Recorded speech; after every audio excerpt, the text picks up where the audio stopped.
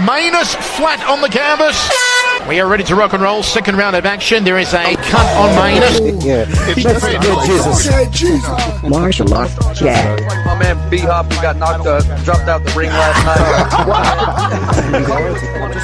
I need a little judo baby. I need me a little judo baby, and let's do it, Ron. Let's give me You see what telling me that you've got a face for radio. I've got a face for radio. That's nice. Martial arts chat. Martial arts. Hello, welcome to the Martial Arts Chat Podcast. Roundtable is back. It's been far too long, but it's here this Sunday and next Sunday. We're going to be talking all things UFC 248, our favourite, the Soldier of God's taking on the last style bound at Adesanya, and we've got an awesome panel here answering your fan questions. Massive thank you for those who got in touch during the week and even during our downtime. Some of you sent in some questions there as well, so I really appreciate it, man. But before I introduce tonight's panel, just let me first give a shout out to the sponsors, guys that help make my life a wee bit easier in the podcasting world. A1 Fight Gear. A1 Fight Gear use the latest cutting edge boxing gloves for professional amateur fighters, gym enthusiasts and kickboxers. Local and national gyms in the UK. Do yourselves a favour, go check out a1fightgear.com. And if you want to get into shape or get back into shape, then go to beastgear.co.uk, use the coupon code MartialArtsChat and you'll save 15% off your purchases for core sliders, straps, barbell pads, strength and conditioning programs, all at different levels to suit your needs. We're also sponsored by Feel Supreme. FeelSupreme.co.uk offers CBD oil and natural nutrition. They assist your progress in diet and lifestyle, natural supplements and complementary services such as yoga, mind coaching and weight cutting programs. And finally, we're also sponsored by World of Martial Arts Television. WOMA.tv produces, finds, acquires, commissions and presents all you ever wanted to know about martial arts. And so, to our panel here this evening, from the awesome MMA Power Hour, it's Mr. Colin Crandall. Colin, how are you, sir? Doing fantastic, John. How about yourself? Taking a massive swig of cider, so you got me a drink, my man. I'm doing great. No problem. Sorry about that. I'm doing great. Always glad to be here on this great forum, the Martial Arts Chat Podcast with John Richard McElroy, one of the best shows on the air. You're too kind, brother. From iFox with Juice Podcast, it's my brother from another mother, Mr. Victor Vargas. Vic, how you doing, amigo? I'm doing good, John. I'm just glad to be on. It's been a good while, and I was supposed to be on a few months ago, and I don't know what happened with the call. One of the few times I drop out, so apologies for that, but I'm here, and I'm ready to talk some fights.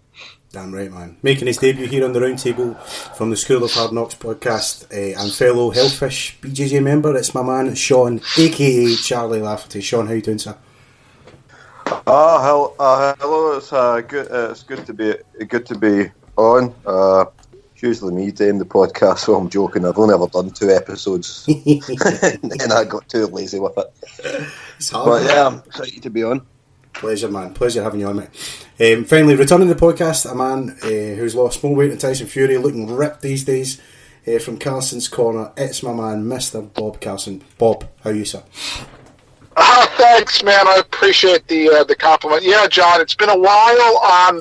Been slacking in my MMA coverage, and I'm glad to be with you guys here to talk UFC 248 and beyond. Awesome stuff, man. Glad to have you gents with us. 3 fights we'll look at. We'll start with the main card. We've got Sean O'Malley making his return to action, a guy tipped for big things. He gets Alliance MMA bantamweight Jose Alberto Canosa in this one. Should be set for a good scrap. Let's see the guys' thoughts. We'll start with Victor on this one. Vic, how do you see it playing out here in the bantamweight division, mate? Also, the Mexicans fighting, so of course you got to go to the Mexicans. There you go. It's all right. It's all right. Yeah, I'm trying to remember the last time O'Malley fought, and I want to say it's going on almost 2 years now, right? About 100 joints ago. Yeah, that was I. No, it's been way more than that for him. Right, yeah. But, it's weird with O'Malley. I really didn't like this kid when he came on the scene. I'm still not the biggest fan, to be honest, but it's kind of hard to not kind of root for the guy in some kind of way after all the USADA fuckery. I don't think there's anyone who got screwed like him in recent memory. He had very similar to the John Jones problem, but John seems to get away scot-free, and his looked even less what do you say, like illicit. All right. Yeah. Well, no. Well, it wasn't outright steroids the way that John tested positive Right, okay. for. Like, it wasn't as bad in his case, but he still got the shaft. And then he seems to be coming back, and then they took it away from him. All kinds of bad shit. But Yeah, man. with all that, it's kind of tough to know how he'll come back. He looked good. He'd been looking good in his UFC run. He did have that injury in that last fight with Andre Sukumtat. It's been a long time, so I figured he's all healed up from that. But obviously, ring rust has to be the issue here. Jose Quinones is, he's a good fighter, but I've never seen him shine in these type of fights. They always put him in these type of fights for these prospects to, as a step up, and he's never really surprised me in these. So I guess because of that, I think it might be a close fight, but I still think that O'Malley's gonna most likely win a decision. Fair play, man. Colin, what about you? Your thoughts on O'Malley and his return here at the Octagon? Well, I'm excited to say that we will be leaving for Las Vegas quite early Thursday morning to cover it in press row Nice. at UFC 248. Yeah, so I really look forward to that. I wasn't that excited about Sean O'Malley in the beginning either, whichever you guys would prefer. And but he's starting to grow on me a bit. He's a fairly substantial betting favorite in this fight, and he's guaranteed to win, and I think he will. I think that Quinones is a tough fighter, but once again, I think kind of being used as a stepping stone, unfortunately, and unless something miraculous happens, I think it's a fight that Sugar Shane will win. I think coming off the USADA issues and all the other stuff, I think he's going to be really motivated. So I think Sugar Shane wins this by stoppage in the second round. Stoppage, fair play, big man. Sean, how about you? What's your thoughts here when they all throw down in these bantamweights? Can you hear me? Yeah. Mm-hmm. It's just because it's speaker off, I wasn't sure. Well, see, what's going through my head is, although Sean O'Malley he's not fought in 2 years, he has been competing, because obviously he had the grappling match like last month against it was Gilbert Melendez, I believe. He went to decision with him, but I don't think Gilbert's ever performed at a high level when he transitioned to UFC. And obviously Hector Lombard tapped him, but there's a ginormous size difference there. Training, I got to agree with what the other guys were saying. I think his opponent, he's kind of like, I feel like he's more positioned like a stepping stone, similar to how he was given against Nathaniel Wood. And I feel like this is being booked as a good return fight for O'Malley, where he can demonstrate his skill set, and I see him winning this. Probably by decision, but I wouldn't be shocked if he submitted him. Yeah, fair play, man. I think this is how it's going down. I've got to agree. What about you, Bob? Finally, how do you see it going down in this one? Yeah, I have to agree with everybody here. I like Sean O'Malley. He seems like a likable guy. I agree with everybody about the USADA nonsense. I think USADA now. We can have an entire discussion about how regressive USADA has been, how it's almost backfiring, certainly against the fighters. And I believe, if I'm not mistaken, I thought that this fight was actually moved from the card, but when I found out Sean O'Malley was on this card, it's been so long since he fought, I forgot he was undefeated. He's still undefeated. He is a prospect. He is a personality. He's exactly what I think the UFC needs and wants. He's got that star power, and I'm not that familiar with his opponent. But, as Colin alluded to, O'Malley's a betting favorite. He should win, and he should keep his star power, and it's going to be for everybody. So it should be an exciting fight. He's an exciting fighter, and somebody that the fans can cheer for and be excited to watch. Yeah, I mean, if he lives up to the hype, I just hope we get to see more of him. You know what I mean? It's just a shame that what's happened has happened. But I mean, let's not look forward. Looking back, if he does perform and it's a bit of a showcase, then hopefully maybe another one or two fights this year as well with similar big performances. Co-main event: Zhang Weili. I hope I'm saying that right. I mean, this girl's been armbar and smashing her way through female strawweights. We saw how that played out.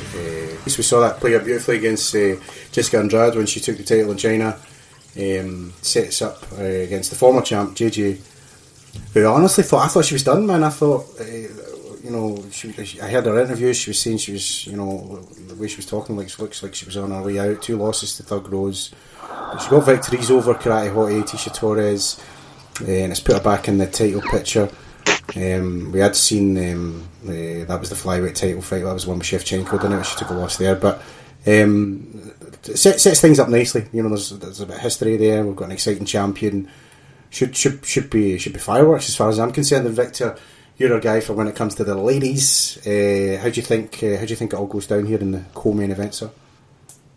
Well, I want to say that this is probably my most anticipated match of 2020 so far. But to be honest, I don't know if it's going to be surpassed. Obviously, who knows how the fight will turn out as far as how good and how exciting it'll be. But like anticipation-wise, I'm a big Israel Adesanya fan, but even I'm more psyched for this fight than even that one.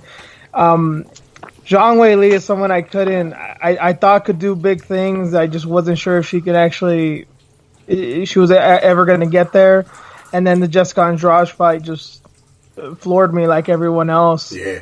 And I a lot of people suspected that Joanna might be her first opponent after she won the title. And I think this is the right way to go. I think this is the perfect matchup for her. And I'm a big Zhang Weili fan. I have been ever since. I'm not the biggest Jessica Andrade fan, but I knew how tough she was, and I really respected her even after the horrendous near murder of Rose Namajunas. When you can beat one of the girls I really like, I have a utmost respect for you. So she did that, and then Zhang beat the girl that did that. So I've been big on Zhang ever since she won the title. And Joanna hasn't really impressed me too much lately, honestly. I know she did good against Michelle Waterson, and I think Michelle was better than she had been in the past. But all this shit that she's been saying lately it's just reminding me of her prior to the first Rose Namajunas loss. And Weili is not a girl. She's always very professional. She's never had any bad blood going into her fights. But she's fucking pissed coming into this fight, and she does not look like a woman. Yeah, the coronavirus joke and all that Joanna was doing. Yeah, so apparently it wasn't, to keep it short, it wasn't her exactly, but somebody had made a meme of like the fight poster of Joanna and Zhang Weili, and someone photoshopped a gas mask on Joanna's face as, the coronavirus and stuff. Oh, Lord. And Zhang clapped back at her real quick and said, "Don't joke about this. People are dying here. This is not a joke." And she said some of the most ominous words at the end of that Instagram post towards the end. She said, I wish you health until March 7th. I wish you health until March 7th, and I'll see you there." Wow. And she's been training like a demon from everything I've seen. And I just think it's going to be a fun fight. I think she is going to win. I don't know how. I hope it's by early stoppage. That's my wish, but I understand how good Joanna is. But I think she's going to win. And I also hope she kind of rubs it in her face about all this stuff, too. I hope at weigh-ins she, coughs in her face, and then she's really going to have real scares about, oh, my God, I can't make it to this fight. I'm having weight issues and all that bullshit she was playing in the Michelle Waterson fight. So I really think that it's Zhang Weili's time, and I think she's going to get it done. I need you on that Instagram, man. I thought it was all just dick pics and tits, but there's some nice trolls on there. I had no idea about that. Believe it or not, there's more than Rachel Ostovich on Instagram. It's kind of amazing. Superb, man. Sean, how about you, mate? How do you see it going down with the ladies at the co-main event? See, this pains me to say this because I don't want to say it, but I think Joanna Jędrzejczyk's going to win the title back, and I don't want her to win the title back because I really can't be arsed listening to that annoying bogey woman's coming for you. I don't want to. I don't want to hear it. Nobody wants to hear that. It's awful. She's horrendous. But I think people need to be realistic because people, she lost to Valentina Shevchenko, like, she already lost to her twice in the Muay Thai, and then she lost to her in MMA. But, Shevchenko's an absolute demon, and she was never going to beat Shevchenko. She couldn't beat her in Muay Thai. She's not beating her in MMA when she gives up size and her biggest weapon. She's already lost convincingly to her twice.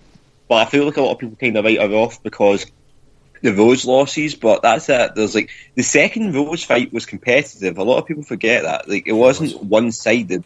It was very competitive on the feet. The first fight was, obviously she got knocked out, and I feel like the biggest factor for Zhang Weili going into this is the fact that Joanna Jędrzejczyk does appear to be.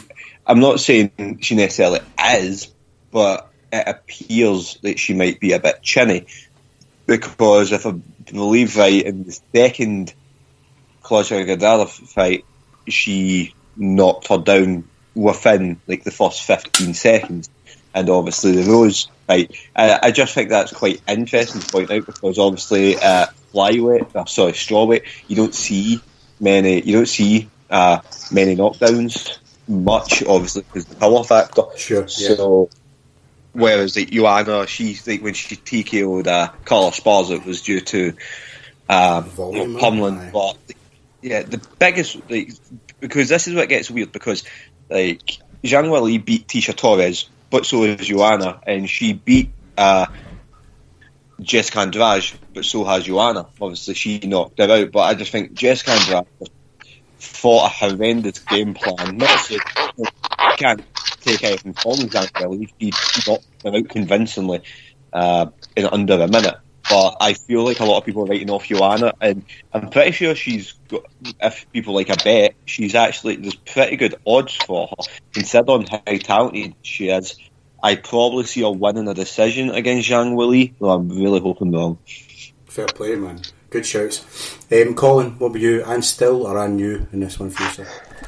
I think it's going to be and new. Also, are you able to hear me? Yeah, man. Excellent. So this is going to be the second China versus Poland women's UFC match in a very short period of time. I believe less than 2 weeks. I forget the name of the fighter who absolutely punished Karolina Kowalkiewicz a week ago. But the Chinese fighter Zhang Weili, or Weili Zhang, if you will, is very talented. I think coming off that win against Jessica Andrade that would not occur 99 other times if the two of those ladies fought, but it did occur this time. I think that Joanna is the more experienced, talented fighter. I've been within, as you guys might say, 1 meter of both women, interviewing them in person. They're, both impressive physical specimens. Joanna taller and lankier. Weili a little bit more thick and compact. I think that it's Weili has what's called the puncher's chance in this fight. She does hit harder, and she may even be a little bit faster. She's going to be the smaller woman for sure, though, as Joanna cuts a lot of weight. If Joanna has a hard weight cut or problems, that would change things dramatically. In fact, for anyone looking to wager, if there's any issue in the weigh-in where Miss Zhang has to go back to cut any extra weight, then the odds probably will swing dramatically in favor of Joanna Jędrzejczyk. But I think the skill of Joanna and the determination, and she is very determined. When I spoke with her, nothing is going to stop her from regaining this title, and I think it's going to be an interesting competitive fight of like an Ali Frazier for boxing aficionados. Ooh. Where Zhang is going to be throwing these power punches, the shorter fighter, these hooks, and trying to come in and use her strength and dominate. But I think that not going to be able to do it against the improved Joanna Jędrzejczyk 2.0, if you will. There you go, man. Finally, Bob, who walks away with the women's strawweight champ for you in this one?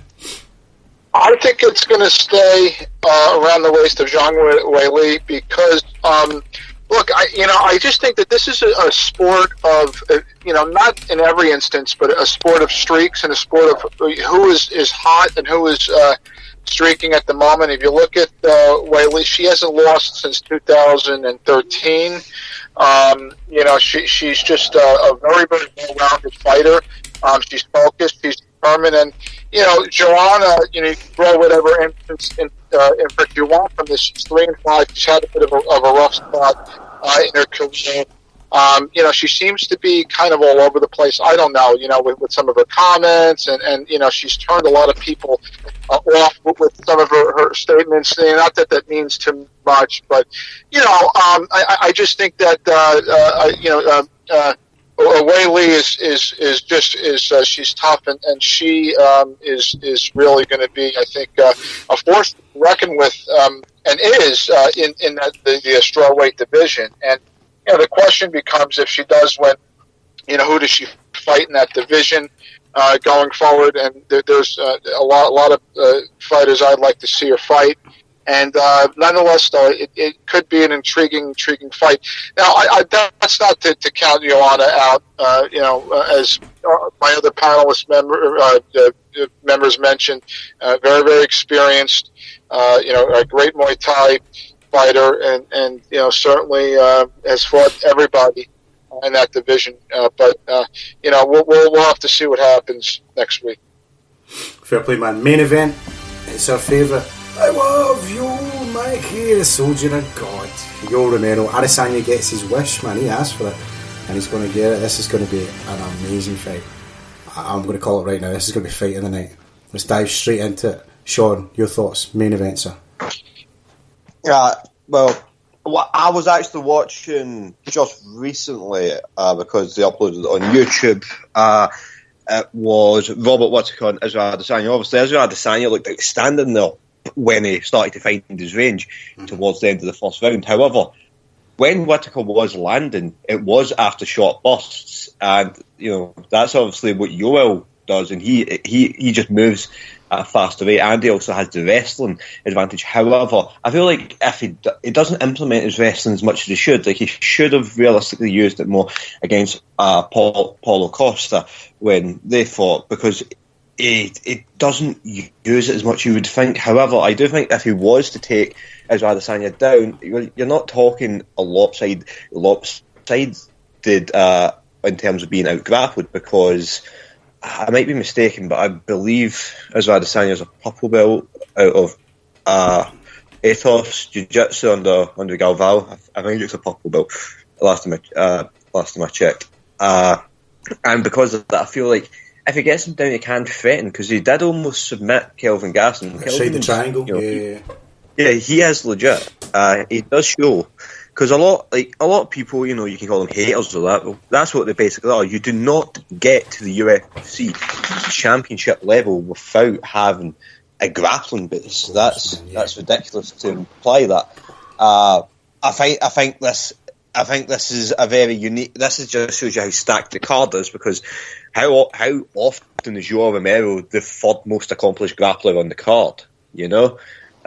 Because obviously you have Adolfo Vieira and Madsen on it as well on prelims, but they utilise the grappling a bit better. However, I feel like the mindset of Israel Adesanya, I feel like he truly believes he can't be beaten, and I do think that's a huge fact. I do think that's a huge factor, because there's zero doubt. Like when he fought Whittaker, you'd think he was the champion. The charisma, the way he carries himself. Yeah. And people need to remember, his striking is the highest level of the entire UFC. He fought for a glory world title, just like 2 or 3 years ago. 3 years ago, he fought for a glory world championship. That makes him insanely fresh. It makes his striking more polished than Yoel's wrestling. And seeing as it doesn't work that way, I feel like Israel Adesanya is going. I feel like he's going to perform, and I feel like it's going to be a breakout performance for him. I think he might come in and get clipped in that moments, but I'd never take a wrestler with power to beat the more technical striker, like Chad Mendes and Conor McGregor. Like, obviously, sometimes it happens, but I just can't see it. Fair play, man. Good I just can't see it. So I see Israel Adesanya finishing Yoel Romero and doing it convincingly, and I think he makes his call for John Jones. I don't think it happens. I think he makes the call.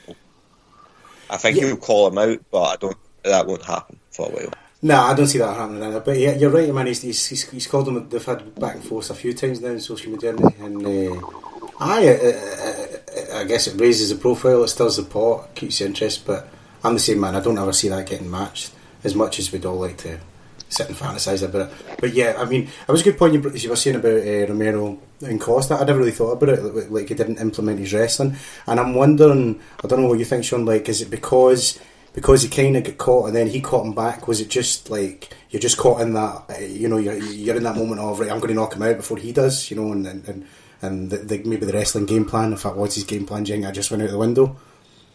Yeah, I feel like how, by the way, I checked, he's a blue belt under Galval, not a purple belt, so sorry Israel, you're not promoted.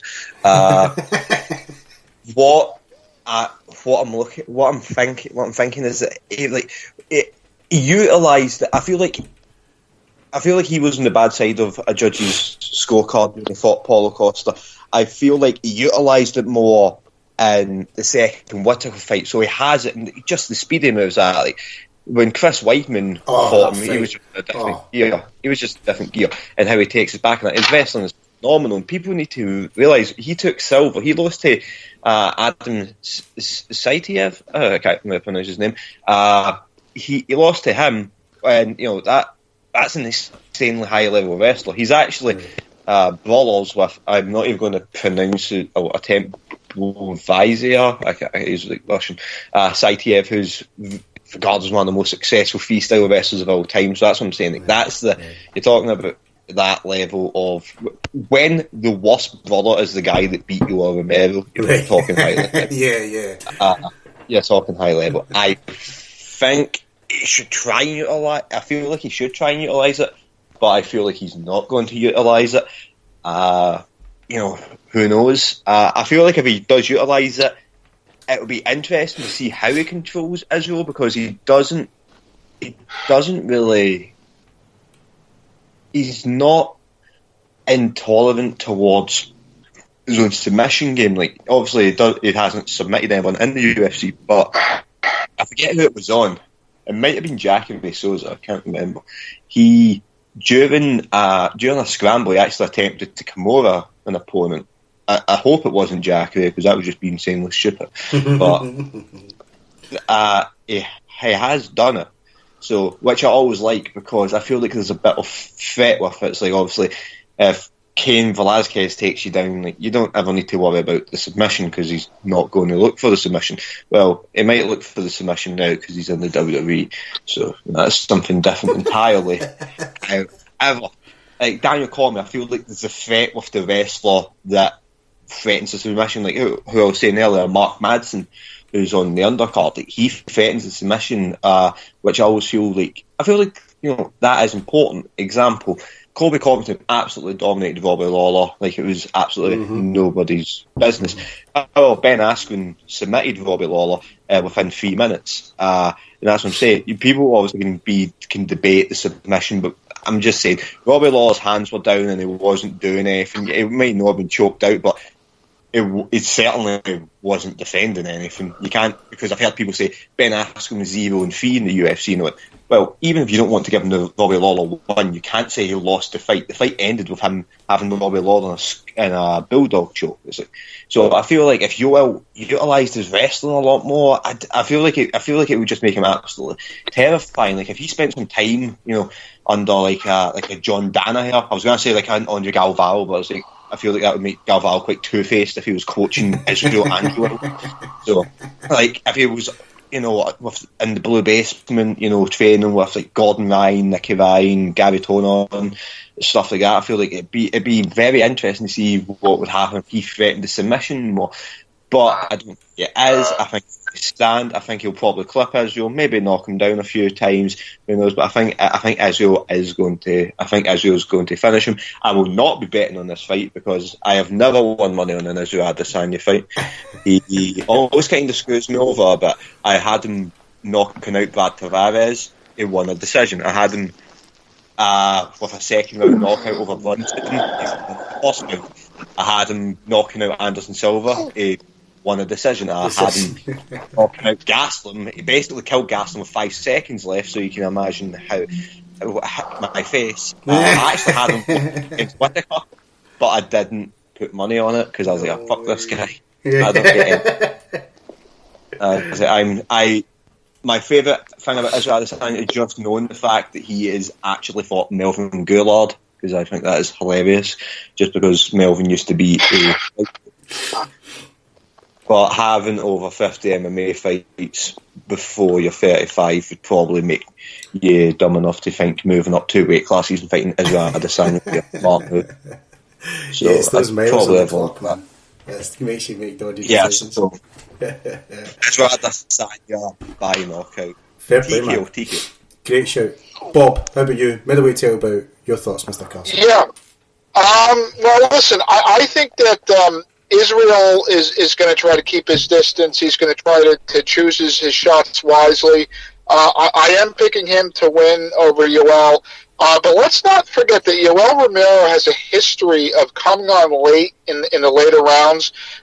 He's finished top level fighters, towards the end of the fight. So, Israel has made a lot about Yoel's gas tank, as the fight wears on. But Yoel has a history of knocking out fighters and winning, towards the end of the fights. I think that.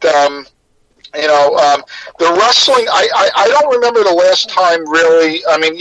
He took down Weidman briefly in their fight, but Weidman was able to get up. Yoel certainly can utilize his wrestling, but I don't think that's really going to be a factor on this fight. Another possible factor, and Israel, as much as people don't like him, I think Izzy's a smart kid.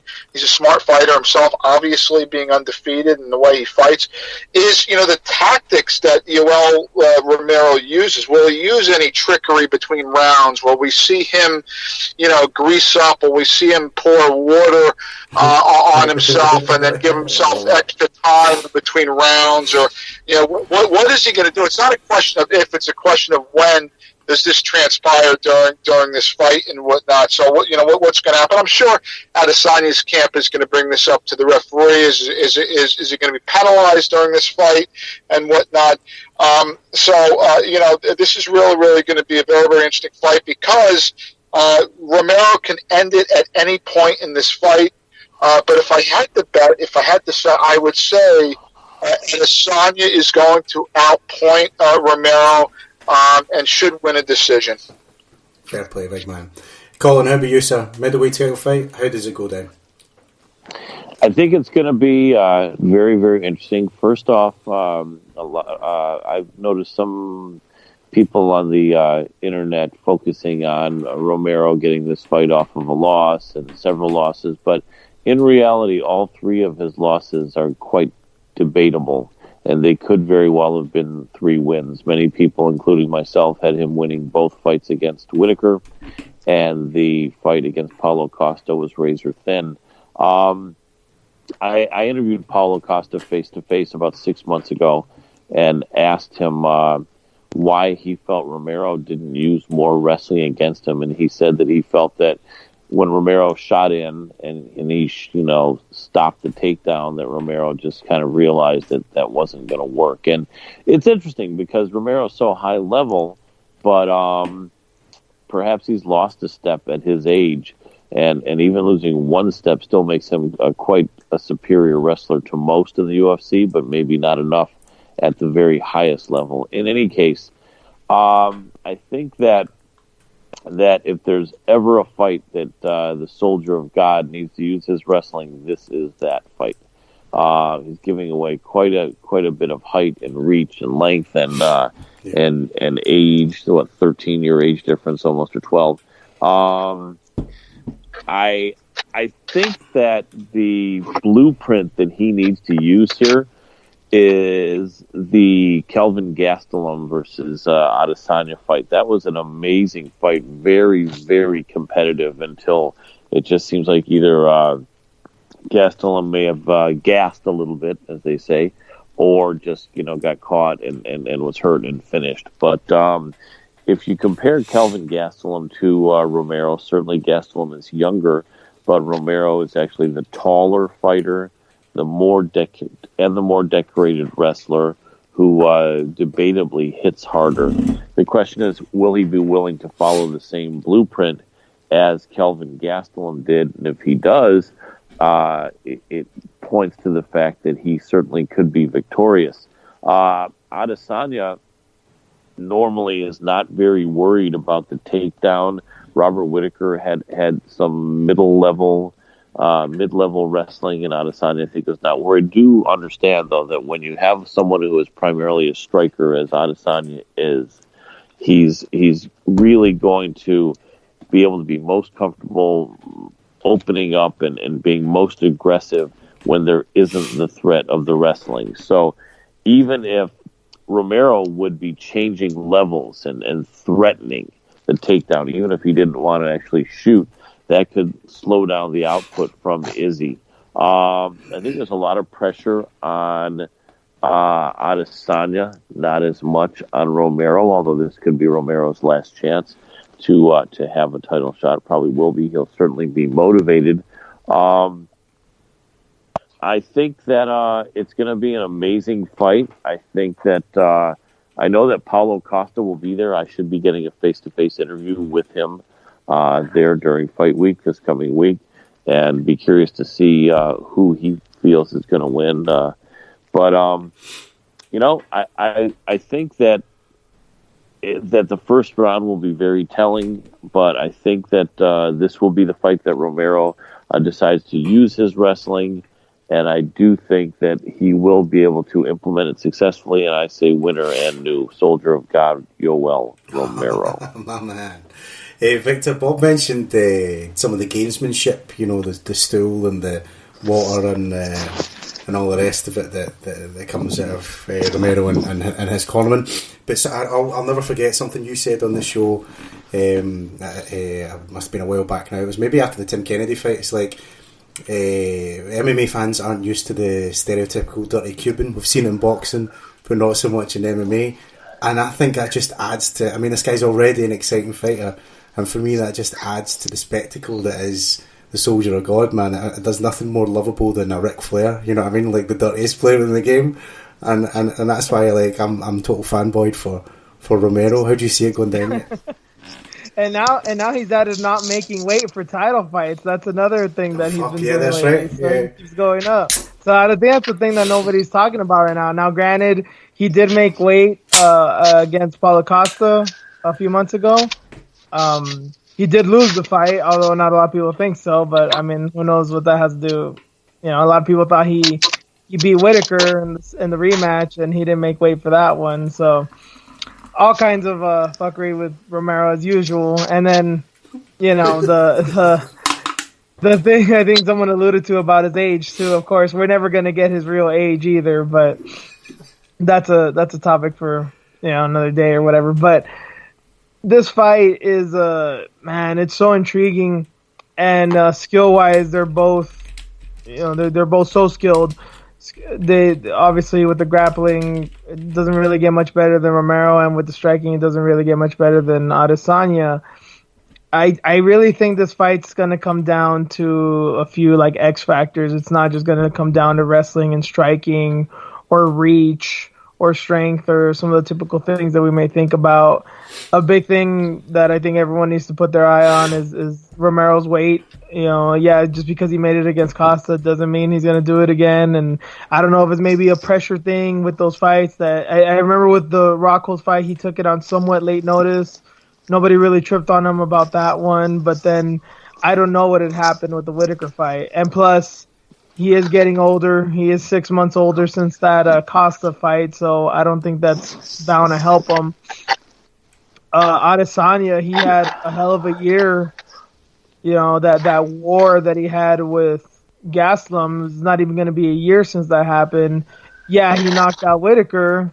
He did that sort of easily, but I mean, he hasn't really taken a break. Some could say even in 2 years, because he's only had like 6 fights in the UFC, but they've been back to back to back. Yeah, man. So yeah, the wear and tear on Adesanya. The fact that Adesanya has been knocked out before, granted it wasn't in kickboxing by I believe Alex Pereira. I don't know if we need to get, we can only measure it by one of those things that they have in the UFC PI that Francis Ngannou would punch to see who hits harder.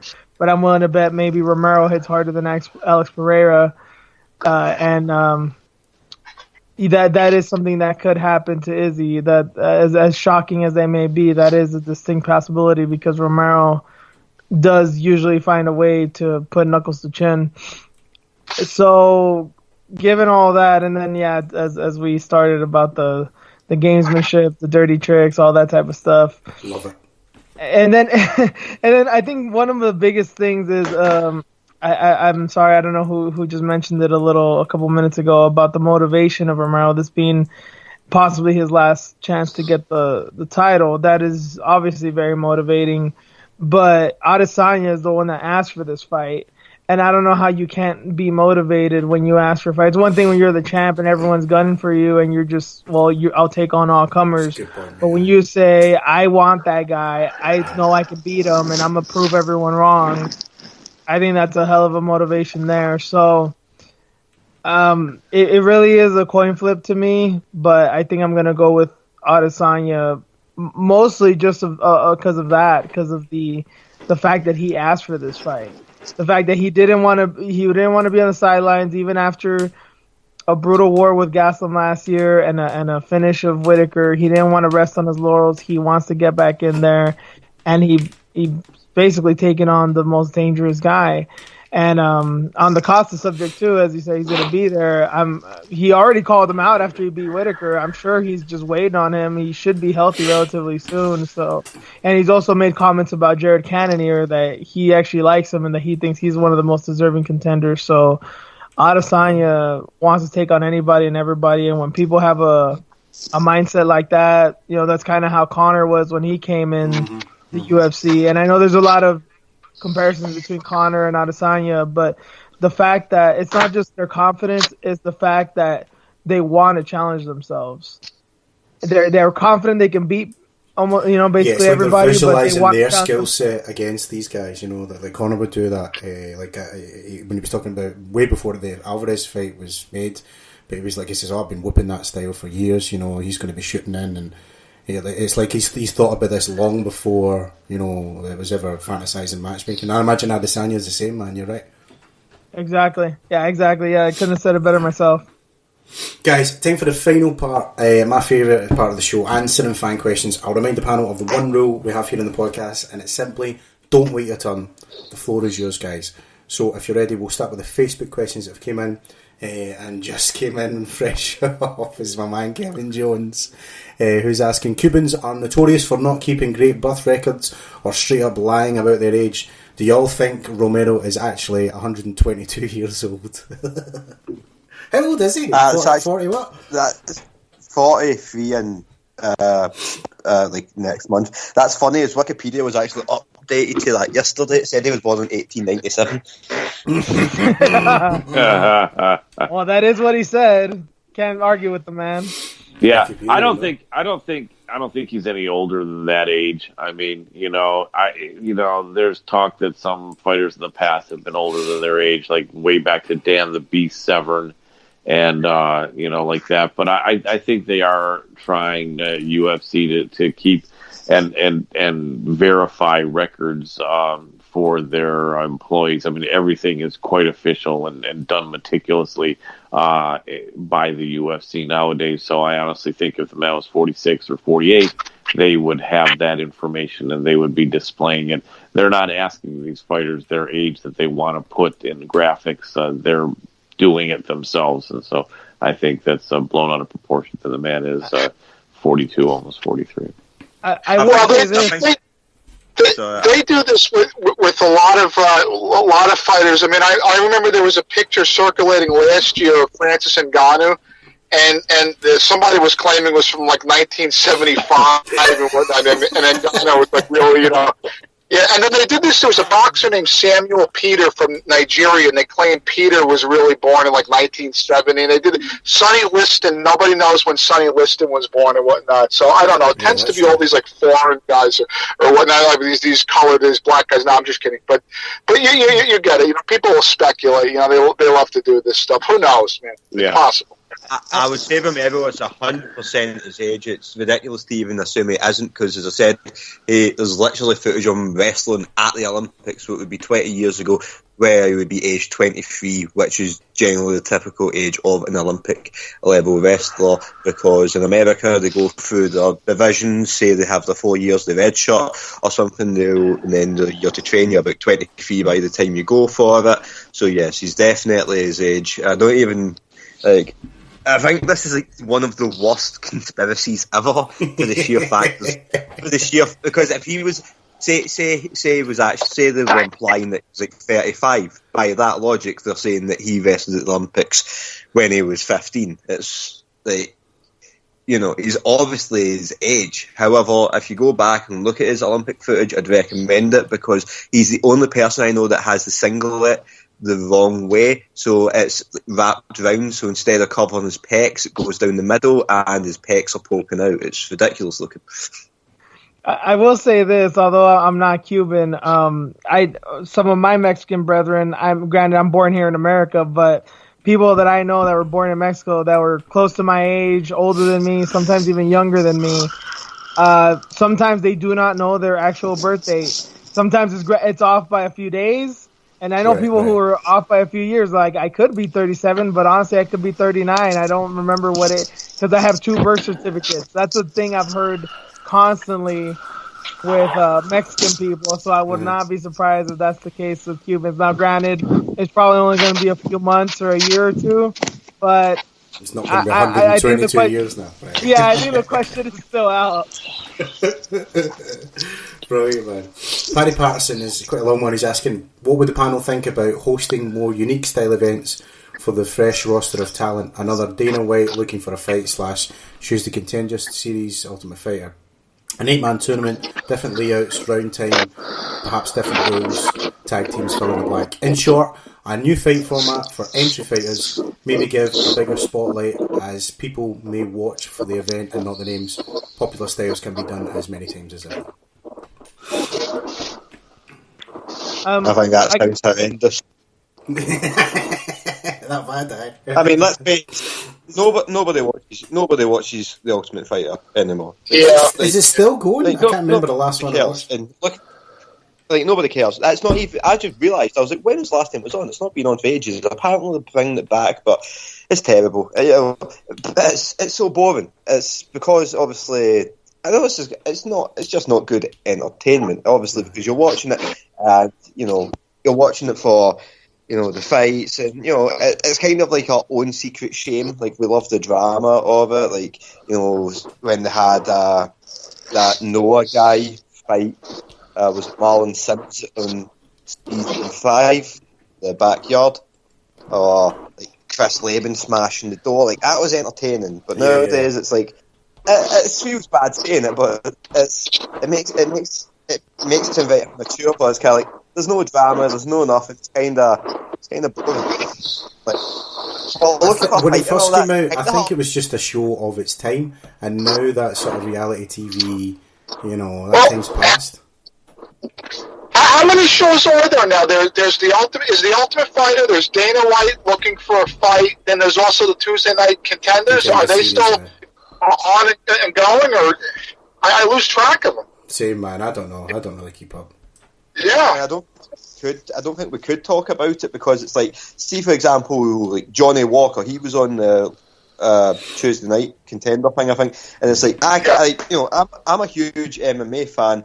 I'm kind of like encyclopedia knowledge of it. Like, I remember all this crazy stuff, but like, I couldn't literally sit there and talk, this guy, because then I'd be bullshitting, because you're not going to know the name of every potential upcoming good talent. Of course not. So we wouldn't really be able to give in much insight to it, because it's hard to say. It's information overload. Even if you're into it, it's too much. Yeah. One thing they mentioned was having like a tournament style. I mean, obviously, I think that would be brilliant, but they're no longer allowed in the United States, at least, to have a tournament where you have full 3 5-minute rounds, round after round after round. In fact, Invicta, the women put on kind of a bizarre attempt having to follow guidelines about a year ago where they were going to do it elimination style, but it turned out it had to be 1 5-minute round for each fight. And so there's those kind of restrictions, and I just don't think any promoters want to mess with that. But if somehow they could do it away from the United States and have an 8-person elimination tournament to see who wins it all, to maybe see who would get a UFC contract, and they were able to do 3 5-minute rounds for each fight, I think there certainly would be an audience for that.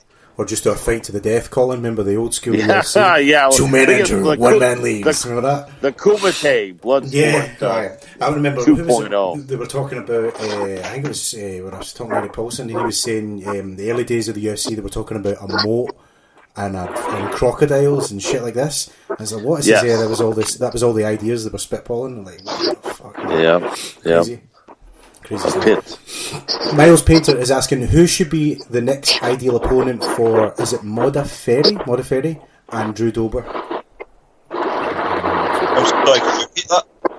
I don't know, I'm maybe butchering the guy's last name. Who's the next ideal opponent for Modafferi? Modaferi, Modafferi? Yeah, Roxanne Modafferi, I think is what they're talking about, right? Am I saying that right? I don't know. Yes, that's who it would be for sure. I mean, I think that Roxanne had a brilliant performance. I was really happy to have spoken with her before that fight in the press, in the media day for UFC 246, and she was a huge underdog, and I made a small wager on her. I wish I had made a larger one.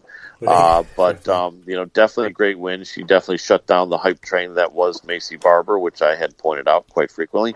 And I think, though, that there was talk about her getting the next title fight against Valentina Shevchenko. That's not happening because it's going to be the Scotswoman Joanne Calderwood, who I'm sure JoJo. Yep, JoJo. She's amazing, right? And what's that? You used to be my teammate. Is that it? Nice. Anyway, I think that that the winner of that fight could possibly be next for Roxanne Modafferi, and that's what I think the answer to that question is, in my opinion. Drew Dober, very impressive win over Nasrat Haqparast at lightweight, and I think Drew Dober is definitely going to be up against a top 10 contender next. Perhaps it'll be he may face the winner of the next Saturday's fight with Beneil Dariush against Drakkar Klose, and if it's Dariush, he would be having a rematch coming off a very competitive fight, but getting submitted at the end. So, in my opinion, that could be next for Drew Dober, or possibly the winner of Kevin Lee versus Charles Dubronx Oliveira as well. Dubronx. There you go, man. See, I think for Drew Dober, I would like to see him fight. I would like to see him fight Beggar Gillespie. Interesting, yeah. Or Islam Makhachev, because not many people want to fight him. So I think Islam Makhachev or Gregor Gillespie, I think that would, especially considering the level of the wrestling, I feel like that would be a very good test to see where he stacks with the elite grapplers. Makhachev just got booked against Alexander Hernandez. I read that like an hour ago. Oh wow! Probably not him, but I think Gillespie would be good. Miles Painter is asking who should be the next. Oh, sorry, I asked that one. Hamza Anwar is asking how long till Sean O'Malley gets popped for another picogram. Hopefully, never. Damn, no one. It's been long enough. It wasn't picograms though. Was it? What did he ask to get popped for? Was it the juice? Sounds like someone's connected here on an island in the Pacific somewhere. I think it's Mr. Carson. Bob, are you in a wind tunnel? What's going on? Can you hear me? Yeah, man. It's just like it sounds like you're on a. Let me see what it may be. I'll mute my microphone. If it goes away, it's me. Okay, man. Yeah. I'm open. Let's see. We've got Christine Stewart asking, "What's everyone thinking for Edwards versus Woodley in London?" I say the winner gets Covington. Man, that is quite interesting. London, that's going to be an amazing card. We're sending a rep. The great Chris Doppo Allen will be there. Yeah, we'll be there covering it for MMA Power Hour. Leon Edwards, he's a great fighter. He could be the real deal. He's definitely fought more recently, and coming off a very poor performance. Tyron Woodley is quite a question mark, I'd say. And I definitely think that's going to be a great fight. The winner of that fight against Covington is possible. I've heard many people say that Covington is really going to be careful on who he fights next, and the hype around him has died. I don't think that's completely true. But I do know that Kamaru Usman is very high on and very respectful of Leon Edwards, a past opponent of his. And so, in all honesty, I believe that Leon, who's definitely felt that he's been left out of the picture and not given his just due, which is quite possible, I think before he would accept a fight against Covington, I think they would make a push for a title fight with a win off of Woodley, and they may just get it. See, I think it would. Sorry, what you said? No, I was gonna say real quick. I think if Woodley wins, him and Covington would be great. There's some bad blood there, and I think it's a good matchup, especially that Woodley is coming off a loss. He'd win against Edwards, who's a good contender, but he'd still only have one fight. I think the title match would be too soon. So him and Covington would be good. But if Leon wins, he has to be next for the belt, man. I mean, I know they got Masvidal and Usman next. I understand that. But if Edwards could beat Woodley and he's still not going to get the title shot next, like, he might as well just call it a career, because that's fucked up, man. He's had like 8 wins in a row. Agreed, 100%. I think Leon Edwards is beating Tyron Woodley. I think, obviously, we know Tyron was a long reigning champ, but I think, you can go back all the way to the Rory McDonald fight, and a lot of the time he fights very hard before he back to the cage. Leon is very awkward to fight. He's not the best wrestler in the division, the best jiu-jitsu or the best striker, but he mixes it together so well. And he seems to be like, when you look with Donald Cerrone and Rafael Dos Anjos, like, they just really couldn't get a read on him. Obviously, you can make the claim because they used to be lightweights, but even with Gunnar Nelson, that was a split decision. But every person on earth knows that was not a split decision. That was horrendous. It was clearly a unanimous decision win. So I don't know where they pulled that from. As far as where the winner goes from it, if Leon wins, I disagree. I don't think he deserves the title fight. I think Donald Cerrone, that's a good win. Gunnar Nelson's a good win. Rafael Dos Anjos is a good win. Tyron Woodley, I'd say, would be his first fantastic win. Would be his first where he could make a legitimate claim for challenging for the title. Yeah. But I feel like Jorge Masvidal knocking out Darren Till, and that's a massive statement. Obviously, the Ben Askren, I still viewed him as legitimate. If that knee caught anybody, that would put them out. And Damian Maia, you can't really blame him. He went in and he grappled Maia and they lost. But anyone who grapples Maia, except Jake Shields, has never had a good story coming out of that. So I feel like Jorge Masvidal, and then obviously, like, I don't really know where you would take. I don't think Nate Diaz fight really did anything for as far as his place is, but I would definitely see Masvidal. They're going to do Masvidal because Masvidal has massive hype about him now. Obviously, So I feel like it's going to be.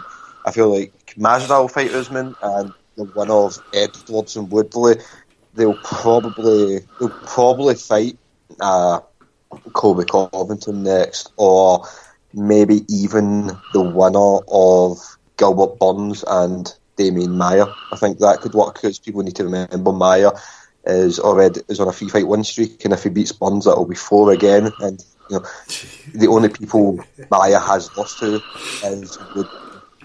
Usman and Covington. Damien Maia is something else, man. He's just that guy. Oh, what a legend! Like that style affords for longevity in career, doesn't it? Like you can just grapple and squeeze your way to title shots. Fuck your striking. Just get him down and fucking body triangle him, and that's it. I think what makes it. I think this will be an insanely hard match. This is the closest match I think you'll ever see to Damien Maia potentially getting committed, just because Gilbert he's a lot younger and he competes regularly against the highest level guys in pure grappling. Like he obviously had the gi match with Tommy Langaker at Polaris. Like he lost that and he lost to Craig Jones, but losing to Langaker and Craig Jones, and just you know what I mean? It's like when you're training for it, when you're training to compete against those level guys, you're having to polish it because you're going in against the very best grapplers in the world. Absolutely, right. And with him being younger, and he looked excellent against Gunnar Nelson. I don't think he will submit Damien Maia, but I think Gilbert Burns would probably win that, and I think something with that with Leon Edwards could do the now, because I don't think Covington is. The gentleman was saying earlier, I think Covington's going to be quite precise with who he fights next, and I don't think he wants Edwards, because I think he would beat Edwards convincingly, but I think Edwards he's a very talented, but unfortunately for him, his name's synonymous with getting punched in the face backstage. I'd like to quickly add, really good points you just made, but I'd like to quickly add that for that Gilbert Durinho Burns fight, I asked opinions on two prominent black belts. One of my teachers, Paulo Tiago, who used to fight in the UFC, a high-level black belt, right? And then also Benil Dariush, a very good black belt out of King's MMA. They both felt that the striking of Gilbert Burns in his youth is going to be a definitely point in his favor, but they both mentioned that the jiu-jitsu, the grappling, goes in favor substantially to Damien Maia between the two of them. So that's something from two high-level black belts, and so I think what Benil told me was that he feels that in the first round, Burns is going to be good enough to just not be quickly submitted, more than likely. But thereafter, he felt that, as did my teacher Paulo, that the level of Damien Maia's jiu-jitsu is substantially higher than Gilbert Burns. No, it's substantially higher than anyone, though, isn't it? I mean, it's Maia we're talking about here. Yeah. See, this is where it gets hard for me to think, because it's everything you're saying there is true. Because Damien Maia, he's been the cream of the crop. He's won Abu Dhabi 2007. But the thing that always stands out with me with that is, I think if he can out-grapple Gilbert Burns, it will be similar to how he did it with Gunnar Nelson, just for the sheer fact that his MMA result jiu-jitsu is more polished. But I would struggle to see him submitting Gilbert Burns, because Gilbert Burns does. I've pulled up his jiu-jitsu page, and the amount of people that submit him, it's very few, like Leandro Lowe, Gary Tonon, and then Craig Jones, people like that. They're insanely high level finishers. Bashesha finished them. I just feel like I could see by submitting them, but I think that I would love to see one of them fight Leon Edwards, because they're very specialists, and I think that could be interesting for... Definitely, yeah. Leon Edwards is going to be a great interview for you, mate, man, because Chris is tight with those boys at Renegade. Yes, I'm excited. Yeah, John, I'm very excited that he's gonna get quite a few good interviews there, and I think it's going to be great. If you can get his brother on as well. I don't know if he'll be there. I'm sure he will be in his corner, but I don't know if he'll be there. Yeah, I would think. But Fabian, yes, he's a great chat as well, man. If you can get Chris to get hold of him, he'll be a good one for Power Hour as well. Guys, let's move on. We've got one more from Facebook before we go on to Twitter and wrap up. Last question from Facebook. Michelle Johnson is asking, who wants to see Wilder Fury 3 after that, minus the ridiculous walkouts and excuses, of course? Negative. Fury won virtually all rounds, except I think that most boxing experts I talked to, including Eddie Goldman, Charles Farrell, widely regard Fury as the better boxer. Wilder blamed it on his costume and whatnot, but I think that that loss, really, the way it played out, kind of exposed Wilder as just quote unquote a one-trick pony. And Fury now, the only question is he going to be able to fight Anthony Joshua? Fury, you got to regard him as probably the best boxer in the world. So, I just think that the world is Tyson Fury's at this point. But you know what? There is a rematch clause. Deontay Wilder wants to invoke that clause, so most likely we'll probably see a rematch. See, I don't want to see it because let's face it, we all know legitimately Tyson Fury won the first fight. Yep. We know that. I just think stylistically horrendous for Deontay. I'd rather see Deontay fight. I'd like to see him fight someone like Joseph Parker or Dillian White or I think a fight with Alexander Usyk would be incredible to watch. And I think realistically they're going to mess about a bit. Boxing, this isn't MMA. Because it's boxing, it means we are going to have to ridiculously see them fight men who shouldn't be in the ring with them for a while until they sort something out. And then I think we see Fury versus Joshua, and I think Fury schools him. I think Fury's the incredible talent. I think he's the most technically his ring presence.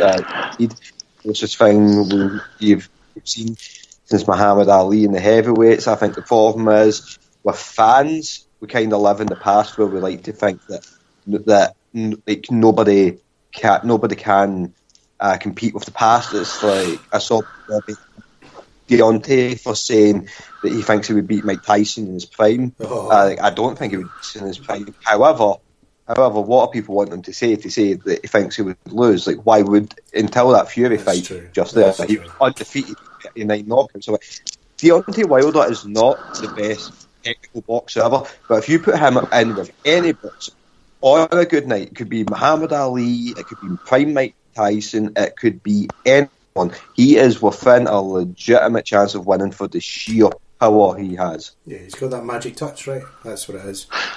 Yeah. I wouldn't want it hard. Yes, Tyson definitely. But they don't have that touch. Like the closest thing to that touch you'll see is like Francis Ngannou. It's a different level of power. That's exactly what it's like. I wouldn't want to see the rubber match, as they call it, right away either. Deontay Wilder has to earn his way back to Fury. Yeah, exactly, man. I think he needs it exactly. I don't want to say the air of invincibility is gone or whatever like that. Those kind of tired cliches, but it's for him to get back into a Tyson Fury fight, he needs I don't know, match him with Ruiz or something. He's just going to hit the tackles anyway. Fuck it, and then he can blast him out and have a promo for the fight. The question is, should that walkout fuckery be banned going forward? What is that all about? Hell no. That was the best part of the fight. You want to see it? Yeah, it was awesome, man. Fury doesn't get enough credit for coming out to Patsy Cline's crazy on a goddamn throne lifted by women. That was shit. Yeah, that's true. That's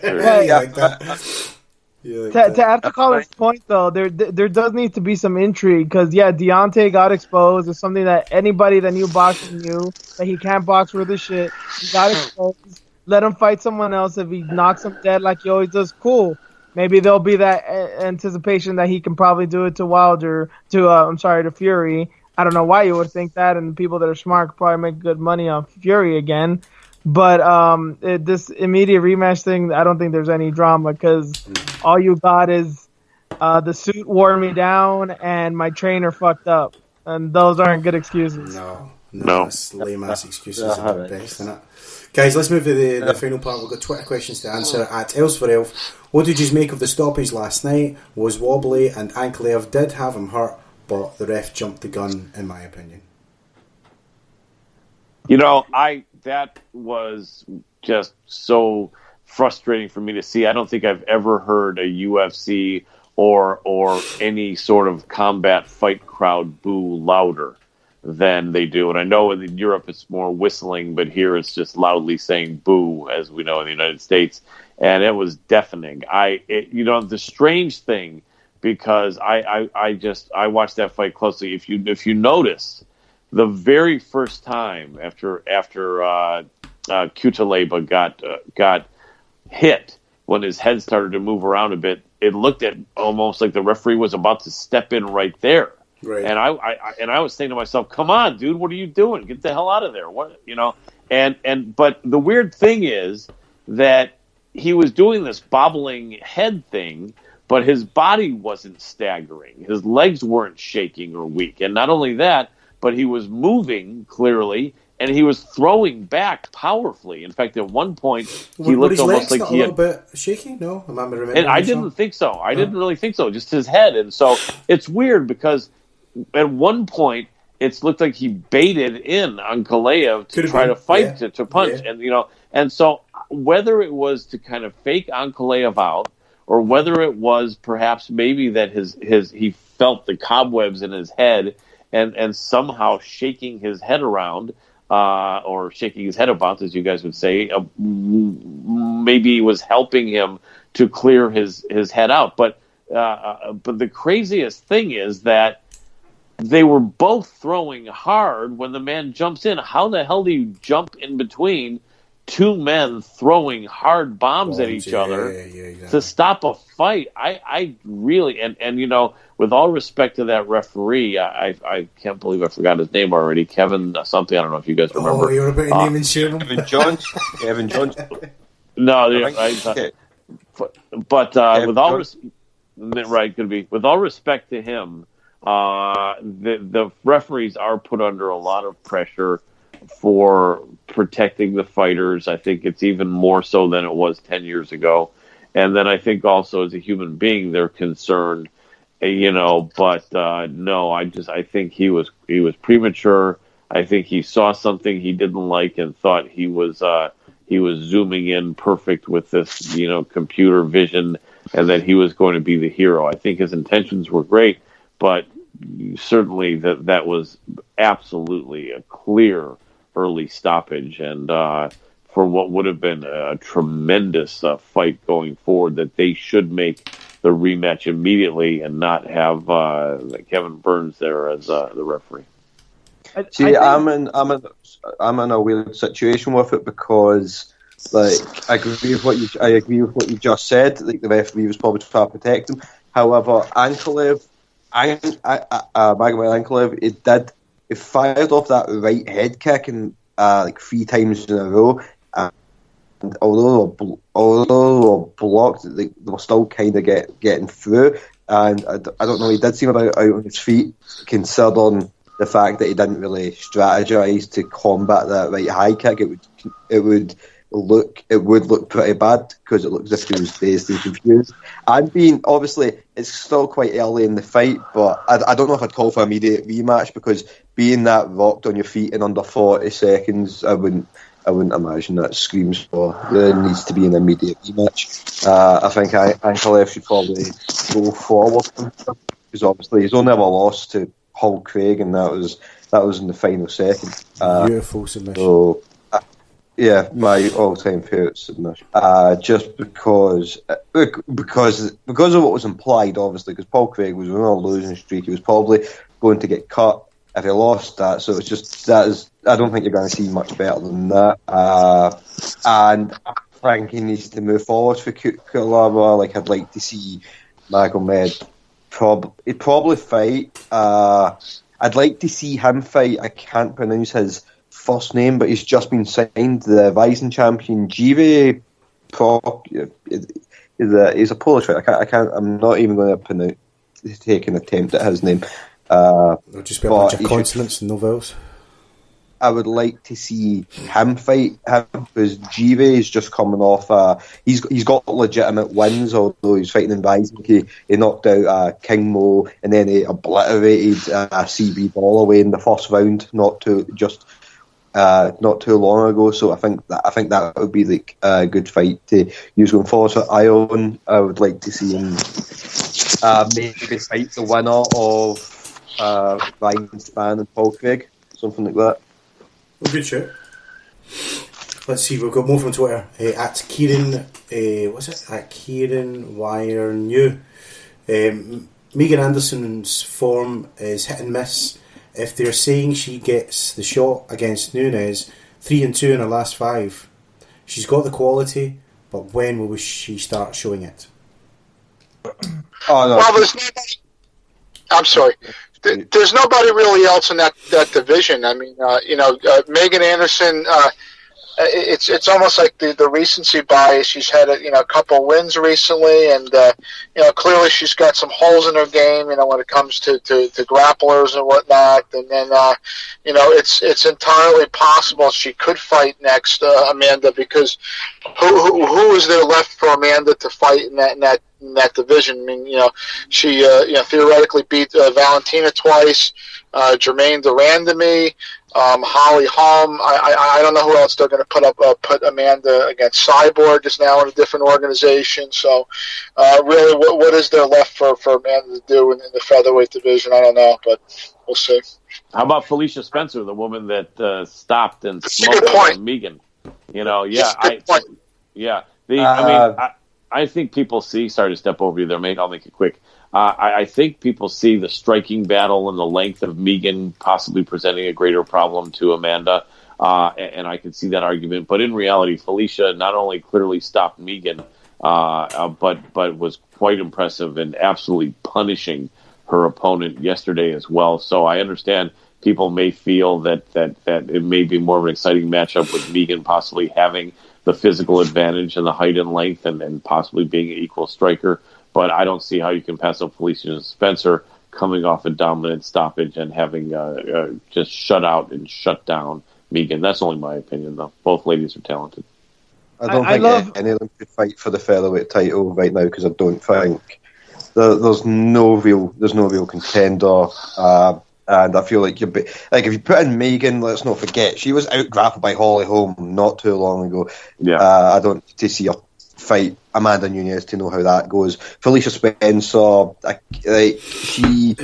she fought Cyborg, she was outstruck. She managed to hold her against the cage for a little bit, but I don't really think that'd be a factor.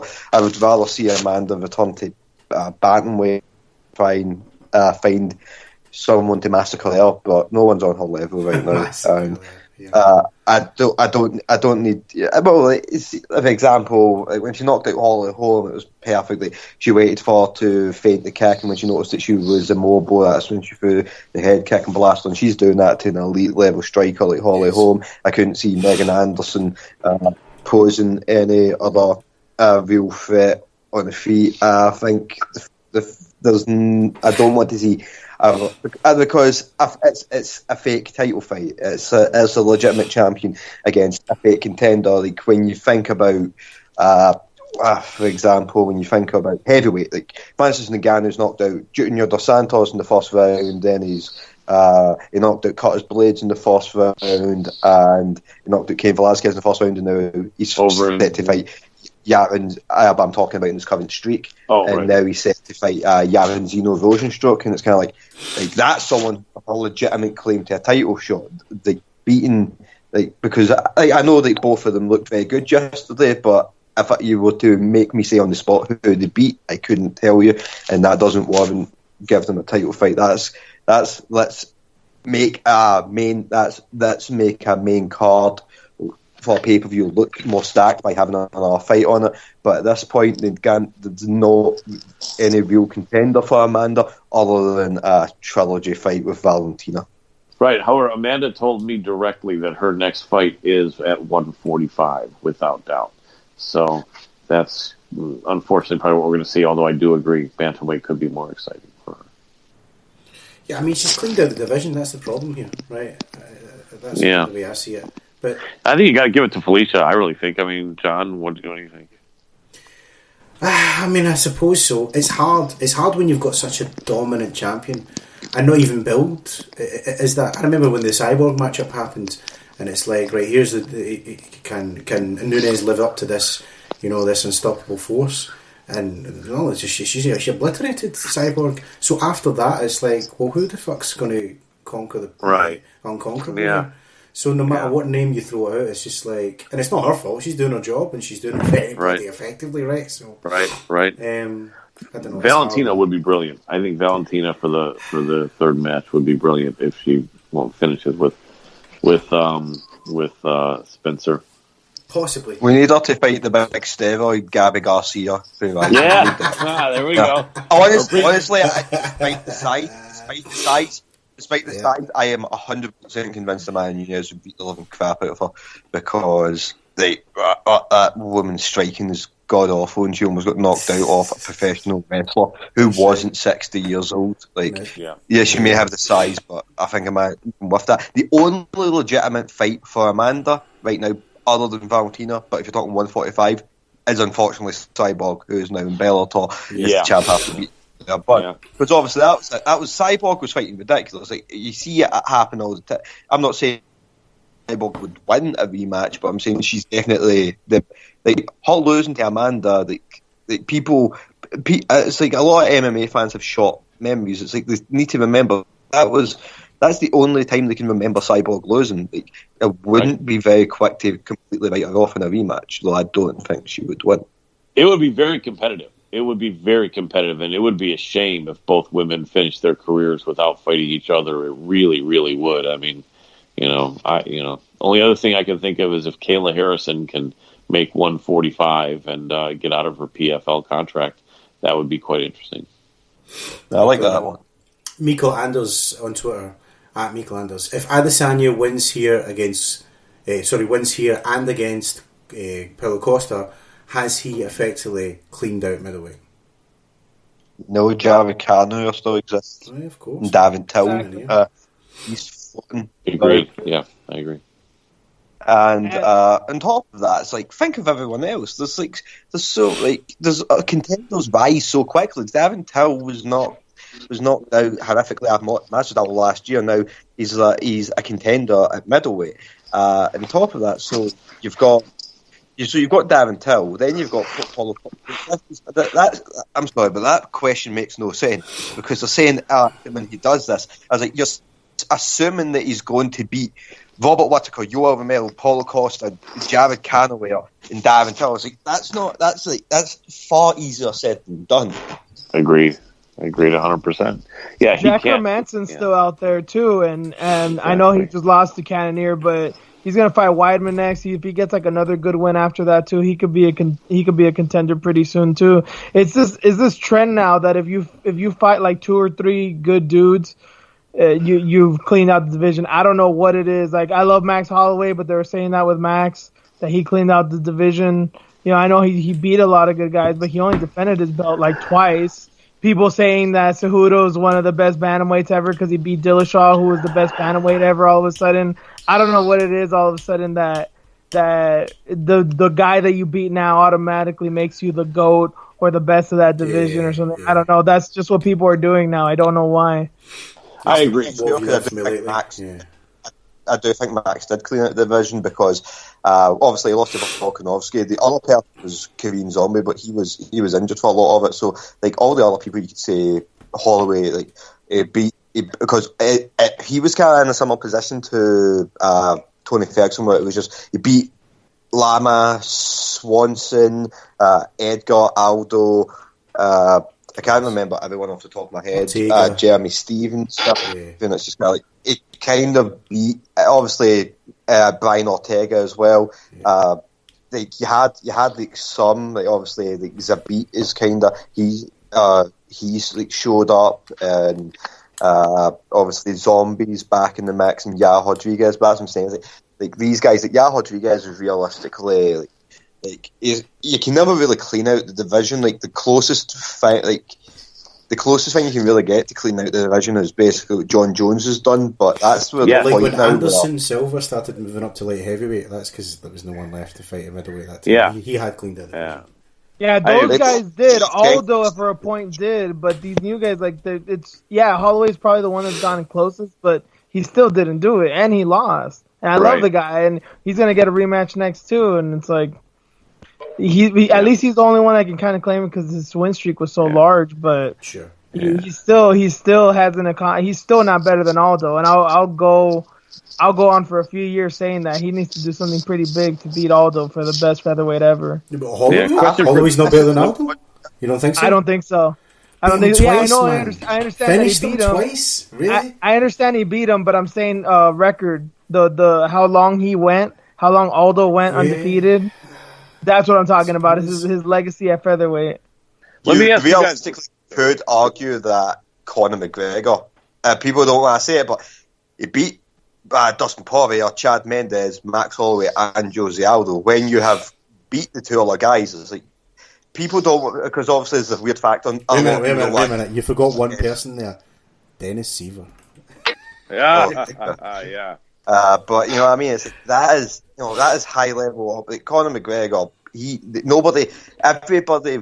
There's so much hate towards him that is blinded by his actual skill. And I was like, he was, you know, what he did to Aldo was phenomenal. He beat people say, "Oh, Holloway was 21." I don't care. He was fighting Conor McGregor at the time. Like, there was always going to be an excuse because Conor also tore his ACL during the fight. It's like, there's always going to be excuses, but I'm saying Conor, I feel like for the greatest featherweight ever, like, and then like where does like instantly, because the featherweight division there's not been many champs. Where does Alexander Volkanovski fit in now? Because he beat Aldo, Mendes, and Holloway as well, and I think he's similar to what I was saying with Leon Edwards. I think he's just like, he's not the best at anything, but he's just very, very good at putting it together. And if you as a puzzle can confuse Holloway and Aldo, then whatever you're doing is working. For sure, man. Absolutely. A couple more before we wrap up, guys. At MMA Fan for Rom, after either Khabib or Ferguson pull out, would you rather see McGregor or Gaethje step in to replace? Well, it depends who's the fight against. Like, if Khabib pulls out, I'd rather see. I'd rather see Colin on Ferguson, but I would rather see Gaethje fight Khabib just because he's Division 1 wrestling. It utilises his leg kicks, and obviously he's in a 3-fight first round knockout. But I am adamant that we need to. If Conor and Gaethje does get confirmed and Conor wins that, Conor definitely needs a title fight because people are talking about him getting it now, and I was like, that is disgusting. He doesn't deserve it over Gaethje. But if he goes in, Gaethje's the only other real contender, so like that would be good to see because Conor would have earned the job, and then you could be more excited to see him fight Ferguson, Khabib. Agreed on all points. Well stated. Yeah, man. 100%. Last one then, Twitter, before we wrap up, guys. Mr. Borless now.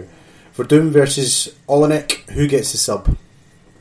Oh, Verdum, 100%. Alexei Olenek, I'm going to go on a rant here. Alexei Olenek is not an elite level grappler. That's controversial. I will prove it right now.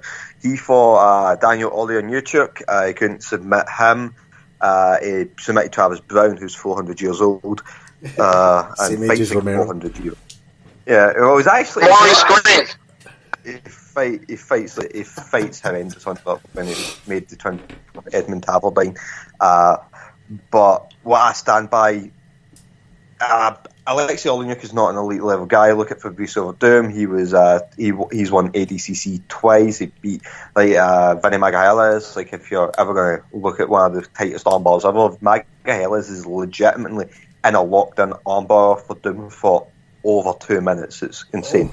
But Verdum's that level, and you know, Alexei Olenek is not an elite level grappler to the highest level in the world. Verdum isn't anymore, but you know, he can still, like, he had a draw with Lucas Barboza not too long ago in the Spider event, and then if you look at, obviously this is going to sound unfair, but Alexei Olenek fought on the Quintet Ultra against, obviously, as I said, this is the number one guy in the world. He fought Gordon Ryan, but Gordon Ryan knee-barred him in under a minute, I believe. Right. You know what I'm saying? You know, that's the highest level of grappling. That is because Gordon is an ADCC champion. I'm saying, like, Verdum is not getting submitted off. Alexei Olenek can submit you based on the fact that he gets you with weird, you know, Ezekiel chokes from the bottom, or you know, he's probably had a twister or something on people. But like, who is he submitted? What makes you go, oh my god, that was crazy? Like, he tapped out Junior Albini, he tapped out Crow Cop years ago, and there's like, Mark Hunt. It's like, whereas Verdum is tapped out Nogueira, Cain Velasquez, Fedor, Alistair. He's tapped, he's tapped them all. It's like, and obviously in his MMA, he's in grappling. He's been in there with like, I think he's fought like fought Hodge Gracie, all the elite guys, and I think he fought like Xander Ribeiro. Now I can't remember if he wasn't. He was always in the mix with like Xander Maya, Jacare. He's and top of that, like, he may have lost his last fight against Alexander Volkov, but how often do you see someone utilise deep half guard in an MMA fight? Yeah, very unusual. It's just, I don't. What's Alexei Olenek? Alexei Olenek is not by any chance ever going to Ezekiel choke Fabricio Verdum. He's not going to scarf choke him. Whereas what I think you're going to see is you're probably going to see an armbar or a triangle, or rear naked from Verdum. I'd predict it's a triangle. Fair play, man. Good shows. Yeah, agreed 100%. I couldn't state it better. The chances, they should make odds of plus 10,000 that Olenek will Ezekiel choke Fabricio Verdum. Because about the same chances of me winning in the ADCC, So yeah, that's not going to happen. And Verdum is getting some great training back in his original camp of King's MMA out here in Southern California. And this is going to be a fight that he knows people want to see him win in a dominant fashion, and I think that's exactly what he'll do. As I said, I do feel a bit of a dick for using the Gordon Ryan card on Olenek because Gordon Ryan's obviously clearly the best. But obviously he dominated the ADCC with like a 75% sub rate, and he beat absolutely everybody. Like Bishesha, and in fact I can't remember everybody he's beat. But he's been doing a lot of weird stuff recently with his weird grappling matches. Like he fought Pat Downey. My personal favourite was the very unfair was the horrendous matchmaking of Chael Sonnen for Submission Underground when he made him fight Gabriel Gonzaga.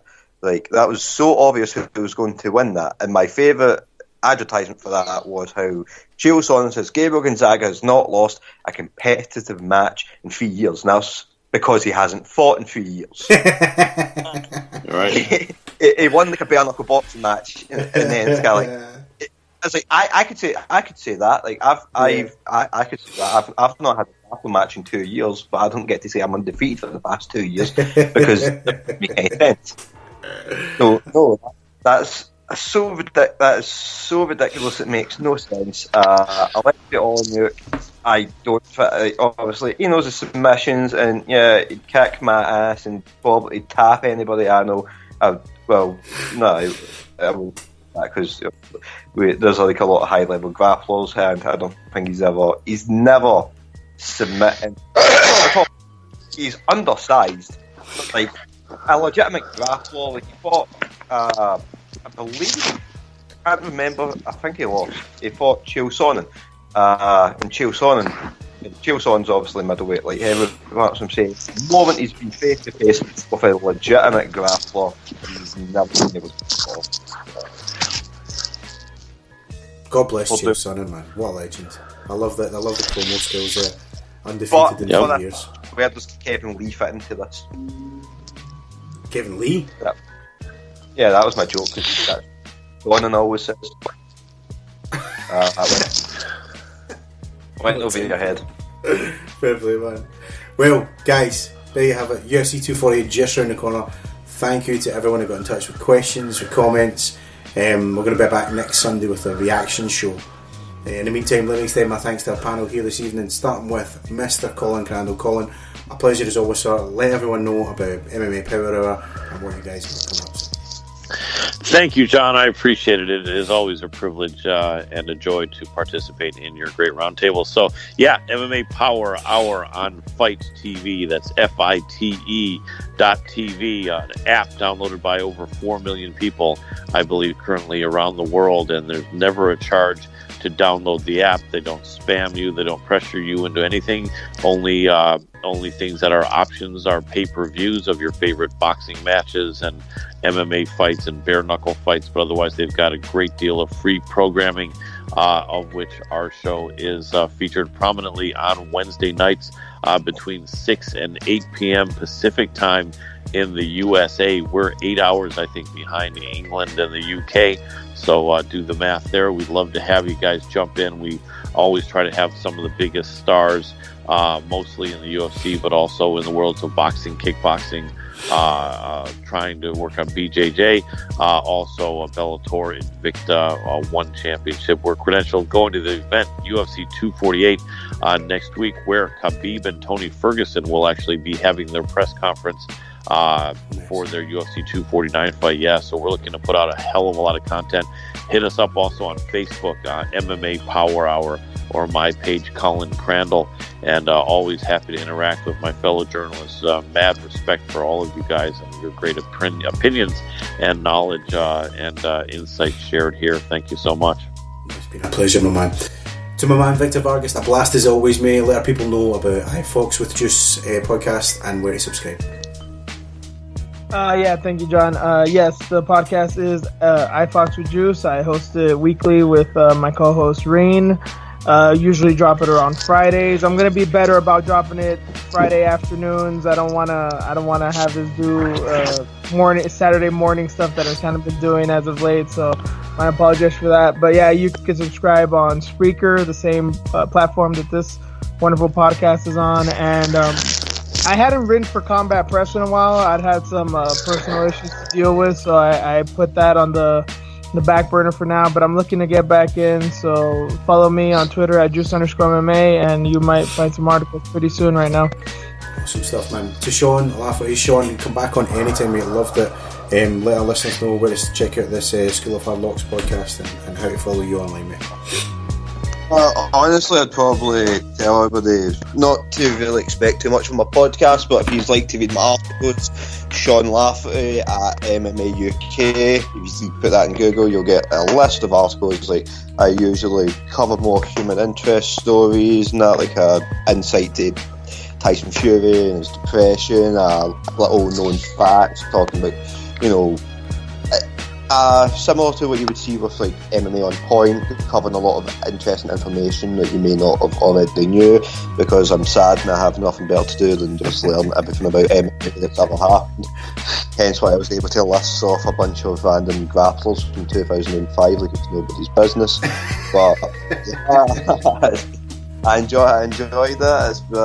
It's been a pleasure, and any time I can get a platform to let people know that I'm sad, I'm always down. Super, man. Finally, to Bob Carson, Bob, let's not leave it so long next time, mate, but let everyone know where to check out Carson's Corner, and thank you again. Well, John, I thank you, and I thank everybody here on the podcast. It's been a pleasure. People can go to my blog talk page, blogtalkradio.com/Carson's Corner. Like I mentioned earlier, I haven't had a chance to put out an MMA podcast in quite some time. I do plan on getting back into the group.